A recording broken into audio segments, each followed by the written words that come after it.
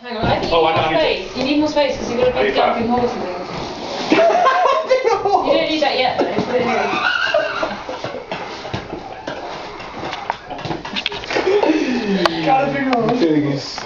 Once upon a time, in a faraway place, there lived a handsome prince. Now, this prince wanted to get married, but he didn't want to marry an ordinary... No, you're not yet. I'll take the first paragraph. Now, this prince wanted to get married, but he didn't want to marry an ordinary girl. He wanted to marry a real princess. I want to marry a real princess. The prince travelled from place to place in search of a wife. The prince didn't know how to tell the difference between a real princess and a pretend one. How do I tell the difference between a princess and a real one? A real princess and a pretend one. A pretend one, there you go. He found lots of princesses, but there was always something wrong with them. Oh. Some were too tall. You're too tall. Some were too small. You're so small. Some were too silly. You're too silly. And some were too serious. You're too serious. There was even... after the prince had travelled far and wide, he began to think he would never ever find a real princess. And when he returned home, the prince became more and more unhappy. I think we need to have a chair that you can sit on and be unhappy because then... Okay, so I'll go up here. Yeah. Oh yeah, okay, I'll and go. just... That's good. I can't sit down with this sword in my pocket. Well, it won't leave your pocket. Hook it round your belt. His father and mother, the king and queen, were very worried. They didn't know what to do the about belt his bit. sad son. But it will be... You've got the thing on your belt in the outfit anyway. Okay. Then one dark and stormy night, there was a knock on the palace door. The old king himself went to open the door. And you can imagine how surprised he was to find a soaking wet girl shivering before him. What the hell is this soaking wet girl doing in front of me? A Yorkshire king! And he invited her in. Come in, love, come in! The princess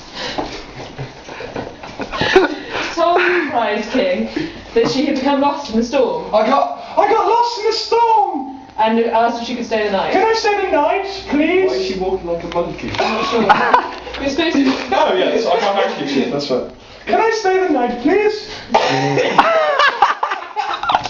The king stared at the girl in disbelief, but the prince began to smile when he heard her musical voice and saw her beautiful smile. Oh, that's wonderful. Oh no, I'm gay, aren't I? So. A beautiful princess. You're wonderfully. No, that's a. Oh, that's the voice. Just say something like... Oh no, that's right, it's gay. A beautiful princess. Oh, you're so lovely. There you go. The king looked carefully at the girl's... Back to the king again. The king looked carefully at the girl's dripping wet clothes and wild straggly hair. Ah, we should soon see whether you're a real princess or not, he thought. There's one sure way of finding out. There's one sure way of finding out. Oh no. I don't know if you need to repeat that. However, the king did not tell anyone about his plan. Okay. Quietly, the king... You need to grab the pea at this point. Quietly, the king tiptoed into the guest bedroom. He took all the sheets and blankets off the bed and put 3 tiny peas on top of the mattress. So, I think you need to, put the pea down and cover it with your cloak. Okay, alright, yeah, I'll do that. He placed 20 more mattresses, one on top of the other, over the peas. And finally, he put 20 feather quilts on top of the mattresses. The bed was so high that the poor princess needed a ladder to climb onto it. You're still the king then? Yeah, I'm still the king. He's just making the bed. Just making the bed. So then you need to be the princess and get in the bed. Okay. Sorry, you're going to do it slow because I didn't hear what you said. Alright.